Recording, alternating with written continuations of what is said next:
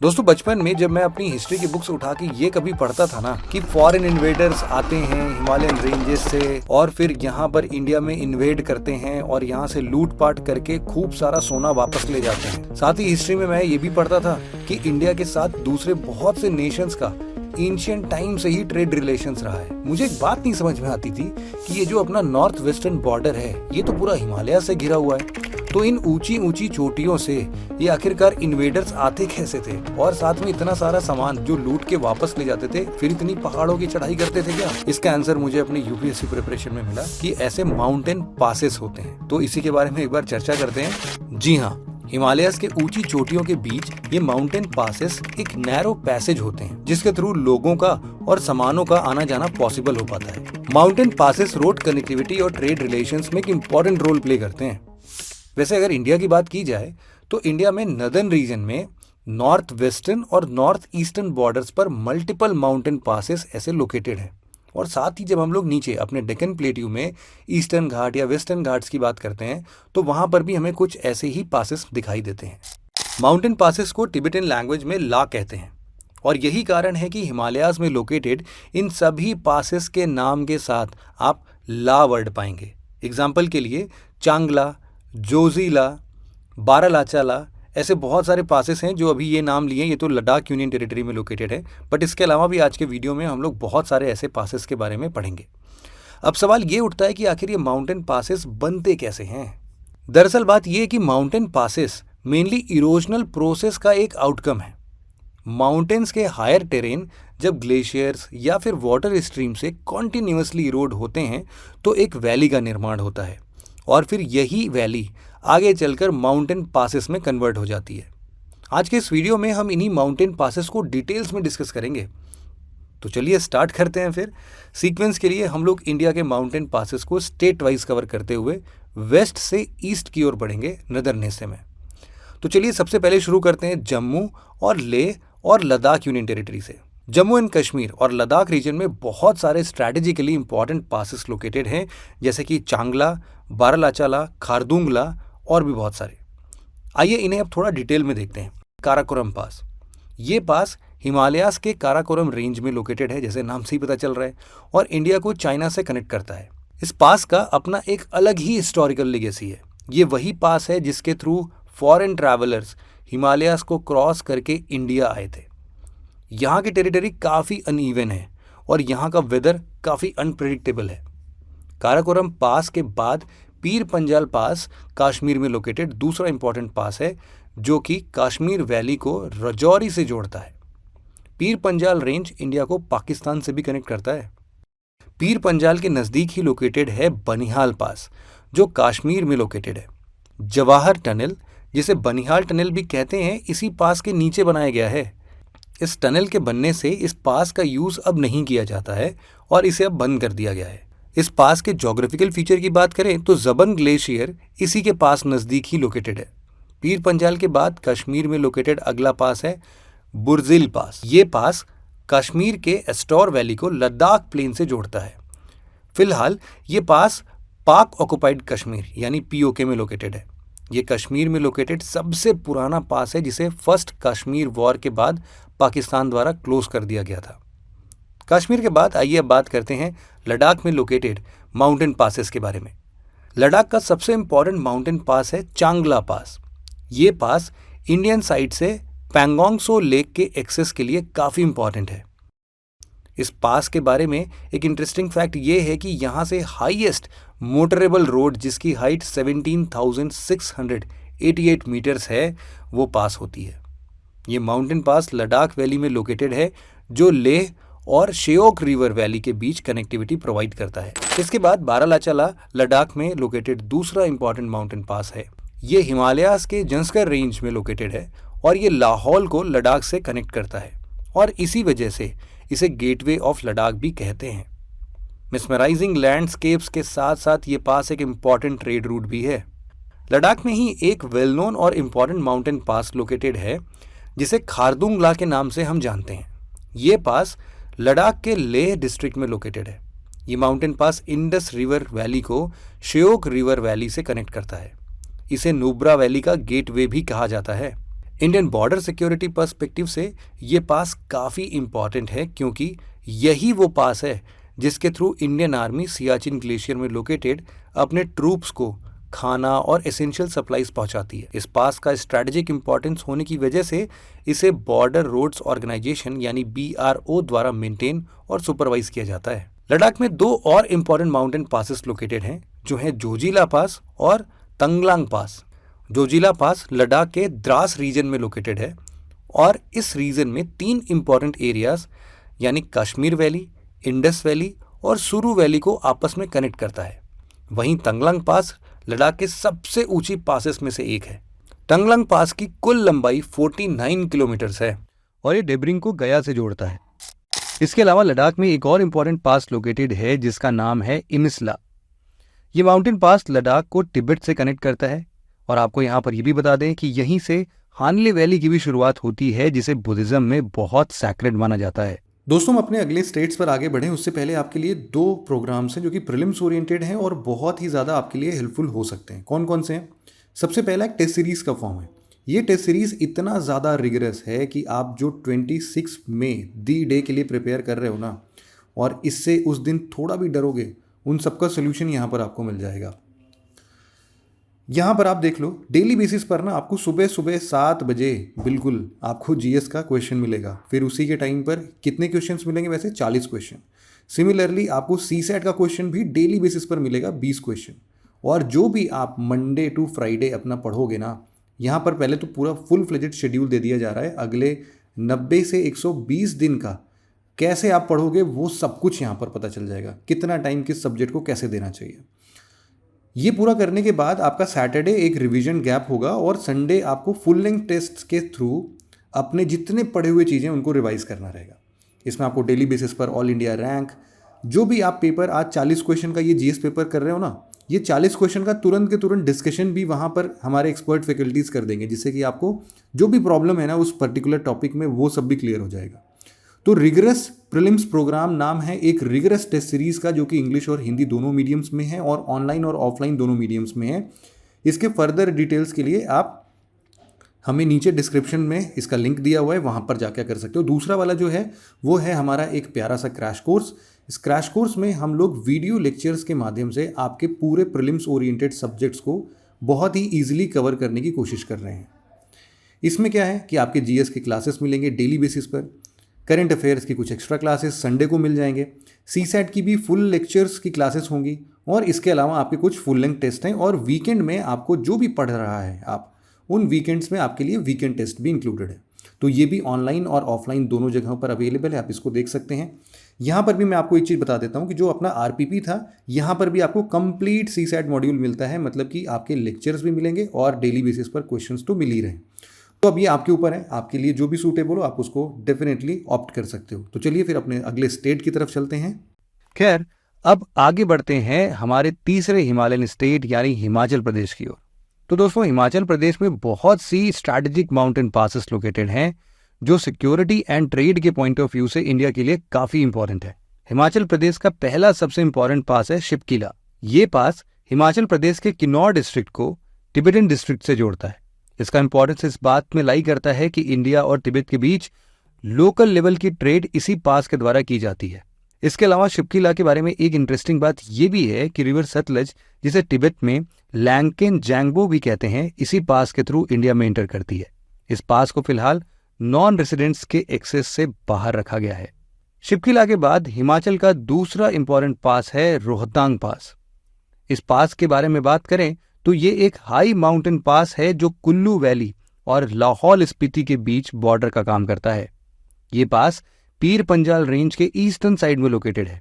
इस पास के बारे में खास बात यह है कि इसे विंटर में क्लोज कर दिया जाता है और इसे केवल मई से नवंबर मंथ तक ही ऑपरेशनलाइज रखा जाता है। शिपकिला और रोहतांग पास के बाद हिमाचल प्रदेश में लोकेटेड अगला माउंटेन पास है देपसा पास। रोहतांग पास की ही तरह ये भी एक हाई माउंटेन पास है जो हिमाचल के कुल्लू और स्पीति डिस्ट्रिक्ट को अलग अलग करता है। इस पास को पिन पार्वती पास के ऑल्टरनेटिव रूट की तरह यूज किया जाता है। यहाँ आपको बता दें कि पिन पार्वती पास हिमाचल में ही लोकेटेड है जो स्पीति वैली को पार्वती वैली से कनेक्ट करता है। तो हमने जम्मू एंड कश्मीर, लद्दाख और हिमाचल प्रदेश के पासेस के बारे में बात किया। अब हम एक बार उत्तराखंड में लोकेटेड माउंटेन पासेस की ओर चलते हैं। माना पास उत्तराखंड का सबसे प्रोमिनेंट माउंटेन पास है, जो उत्तराखंड में माना डिस्ट्रिक्ट को तिब्बत से कनेक्ट करता है। इसके साथ ही ये पास नंदा देवी बायोस्फीयर रिजर्व का भी पार्ट है। इस पास की हाइट 19,000 फीट के आसपास है। ऐसा बताया जाता है कि एंशिएंट टाइम में इंडिया और तिब्बत के बीच ट्रेड इसी पास के द्वारा किया जाता था। माना पास के नज़दीक ही हिंदूज के लिए बहुत ज़्यादा सैक्रेड देवताल लेक सिचुएटेड है। वैदिक टेक्स्ट्स के अनुसार सरस्वती रिवर का ओरिजिन इसी देवताल लेक से हुआ था। माना पास के बाद उत्तराखंड का दूसरा इंपॉर्टेंट माउंटेन पास है नीति पास। माना पास की तरह ये उत्तराखंड के डिस्ट्रिक्ट्स को तिब्बत से कनेक्ट करता है।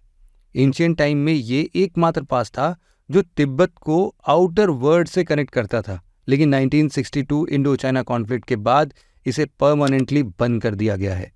उत्तराखंड का अगला पास है लिपुलेख। ये माउंटेन पास इंडिया, तिब्बत और नेपाल के बीच एक ट्राई जंक्शन बनाता है। इस पास के बारे में ना आपको एक इंटरेस्टिंग फैक्ट बताता हूँ। ये पहला माउंटेन पास है जिसके थ्रू इंडिया चाइना के बीच बॉर्डर ट्रेड रूट ओपन किया गया था। लेकिन हाल ही में इस पास को लेकर इंडिया और नेपाल के बीच डिसएग्रीमेंट्स काफ़ी ज़्यादा बढ़ गई है।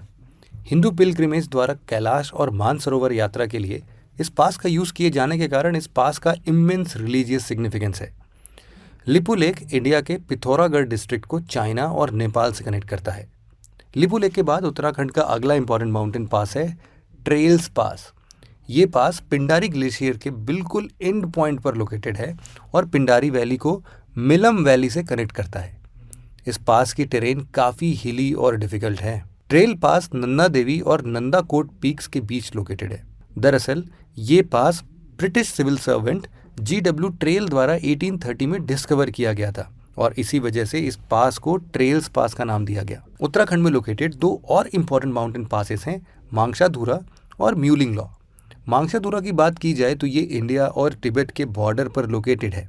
मांगशाधुरा का यूज़ हिंदू पिलग्रिमेज द्वारा मानसरोवर यात्रा में किया जाता है। ये पास लैंडस्लाइड्स के लिए नोटोरियस है और रेनी सीजन में इस पास को अवॉइड किया जाता है। वहीं म्यूलिंग लॉ एक हाई माउंटेन पास है जिसका एलिवेशन करीब 5700 मीटर्स है और ये पास गंगोत्री ग्लेशियर के ठीक नॉर्थ में लोकेटेड है। पूरे विंटर में म्यूलिंग लॉ स्नो से कवर रहता है और इसका यूज़ केवल समर मंथ्स में किया जाता है। इस पास को मोलिन शैंकाओ म्यूलिंग पास के नाम से भी जाना जाता है।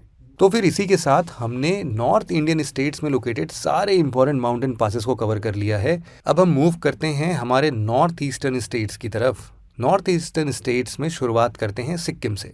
सिक्किम का सबसे वेल नोन माउंटेन पास है नाथुला, जो सिक्किम को तिब्बत से कनेक्ट करता है। ये वो ही माउंटेन पास है जिसके आसपास इंडियन और चाइनीज ट्रूप्स कई बार एक दूसरे के साथ भिड़ चुके हैं और इस वजह से ये पास इंडिया के सिक्योरिटी के लिहाज से काफ़ी इम्पॉर्टेंट है।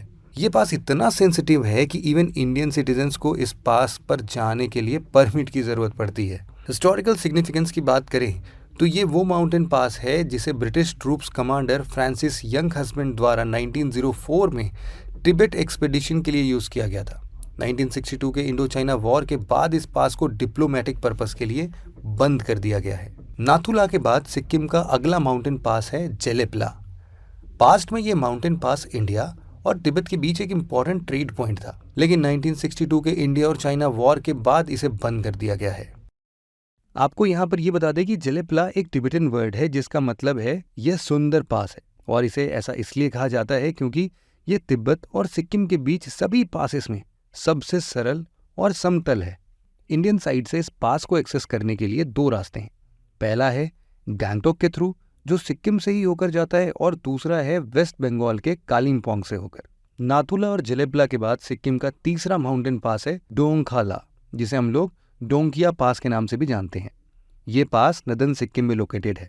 डोंकिया पास लैचन और लाचुंग वैली के बीच कनेक्टिविटी प्रोवाइड करता है। सिक्किम के बाद अब हम आगे बढ़ते हैं अरुणाचल प्रदेश की ओर। अरुणाचल प्रदेश में कई सारे स्ट्रेटेजिक माउंटेन पासेस लोकेटेड है। बोमडिला अरुणाचल प्रदेश का वेस्टर्न मोस्ट माउंटेन पास है।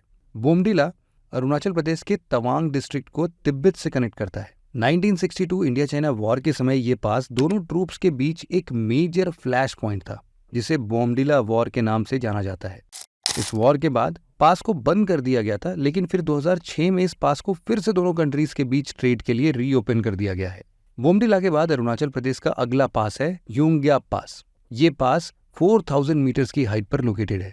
ये पास इंडो चाइना बॉर्डर पर लोकेटेड एक स्ट्रैटेजिक पास है। अरुणाचल प्रदेश में लोकेटेड अगला पास है दिहांग पास। ये माउंटेन पास इंडिया को म्यांमार से कनेक्ट करता है। इस पास की भी हाइट सी लेवल से करीब 4000 मीटर की है। दिहांग की तरह ही दीफर पास भी अरुणाचल प्रदेश में लोकेटेड एक माउंटेन पास है जो इंडिया को म्यांमार से जोड़ता है। दीफर पास इंडिया, म्यांमार और चाइना के ट्राई जंक्शन पर लोकेटेड है और ये पास इंडिया और म्यांमार के बीच सबसे कन्वीनियंट कनेक्टिविटी प्रोवाइड करता है। ये इंडिया और म्यांमार के बीच एक इम्पॉर्टेंट ट्रेडिंग पॉइंट भी है जो पूरे साल खुला रहता है।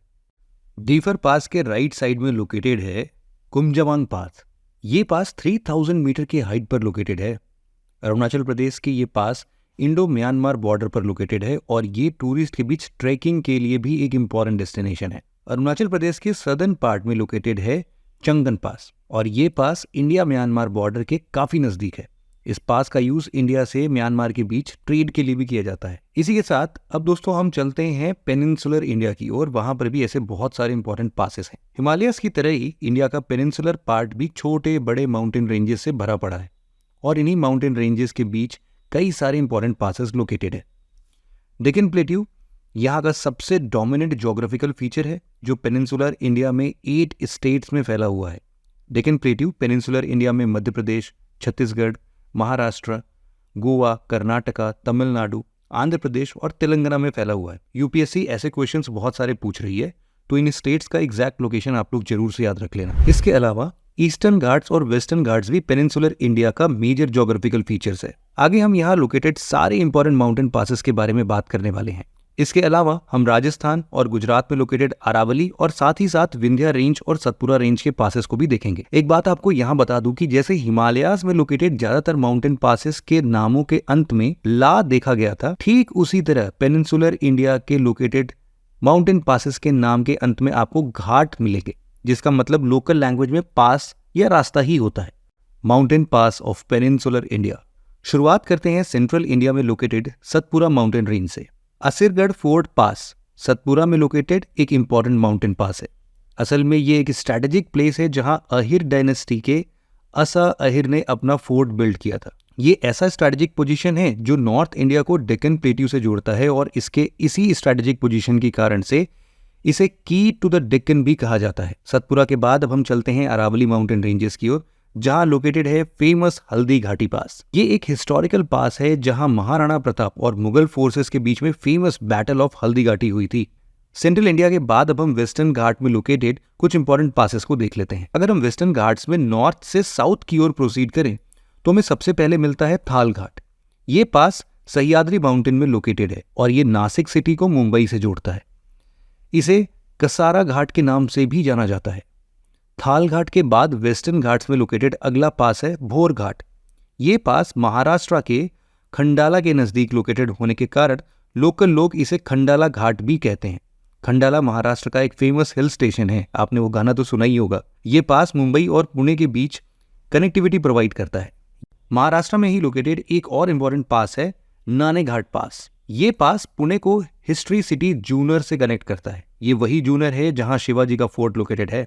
पास्ट में सातवाहनास पीरियड में ये mountain pass trade and commerce के लिए बहुत तेजी से यूज किया जाता था। महाराष्ट्र के सदर्न पार्ट में लोकेटेड है अंबोली घाट्स। ये घाट्स महाराष्ट्र के सिंधुगढ़ डिस्ट्रिक्ट में लोकेटेड है और महाराष्ट्र को कर्नाटका से जोड़ती है। यहाँ महाराष्ट्र का सदर्न मोस्ट हिल स्टेशन भी लोकेटेड है। अंबोली घाट के अलावा इसी रीजन में चोरला घाट्स भी लोकेटेड है।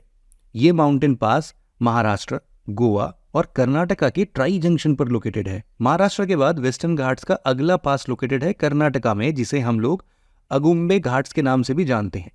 अगुम्बे वेस्टर्न घाट्स का one of the highest peaks में से एक है। ये घाट कर्नाटका के प्लेन्स एरिया को इसके कोस्टल एरिया से कनेक्ट करता है। यहाँ अगुम्बे के बारे में एक फेमस बात बताता हूँ आपको। मालगुडी डेज तो आप सबने देखा ही होगा। ये पूरा सीरीज ना यही अगुम्बे में ही शूट हुआ था। यहाँ की ज्योग्राफी के बारे में एक खास बात यह है कि यहाँ बारिश काफी ज्यादा होती है और इसी वजह से इसे काव काव मतलब कि चेरापूंजी ऑफ साउथ इंडिया भी कहा जाता है। खैर आगे बढ़ते हैं। अगुम्बे के बाद वेस्टर्न घाट्स में लोकेटेड अगला वेल नोन माउंटेन पास है पलक्कड़ गैप, जो केरला में लोकेटेड है। पलक्कड़ गैप को पालाघाट गैप्स भी कहा जाता है। इस घाट की विड्थ अराउंड 40 किलोमीटर है और ये नीलगिरी माउंटेन्स को अनामलाई हिल से अलग करता है। ये गैप केरला के कनेक्टिविटी में बहुत इंपॉर्टेंट रोल प्ले करता है। इस पास के थ्रू पलक्कड़ को कोयम्बटूर से कनेक्ट किया गया है। पलक्कड़ गैप के बारे में एक इंपॉर्टेंट फैक्ट ये भी है कि केरला की दूसरी सबसे बड़ी रिवर यानी भारतपुजा रिवर इसी गैप से होकर फ्लो होती है। इसे पॉपुलर कल्चर में गेटवे टू केरला का दर्जा भी दिया गया है। पलक्कड़ गैप में लोकेटेड फॉरेस्ट्स की एक पेक्यूलियरिटी ये है कि जहां वेस्टर्न घाट्स के दूसरे फॉरेस्ट को ट्रॉपिकल रेन फॉरेस्ट में रखा गया है, पलक्कड़ गैप के फॉरेस्ट को ड्राई एवरग्रीन फॉरेस्ट कहा जाता है। ये यहाँ की डिस्टिंक्ट वेदर पैटर्न और यूनिक ज्योग्राफिकल प्रॉपर्टी की वजह से है। तो दोस्तों, हमने बहुत डिटेल में सारे पासेस के बारे में इस वीडियो के अंदर डिस्कस किया है। बस इस वीडियो में इतना ही था। Thank you very much for listening it very patiently friends. मिलते हैं आपसे एक और ऐसे ही इंफॉर्मेटिव वीडियो में, तब तक के लिए जय हिंद।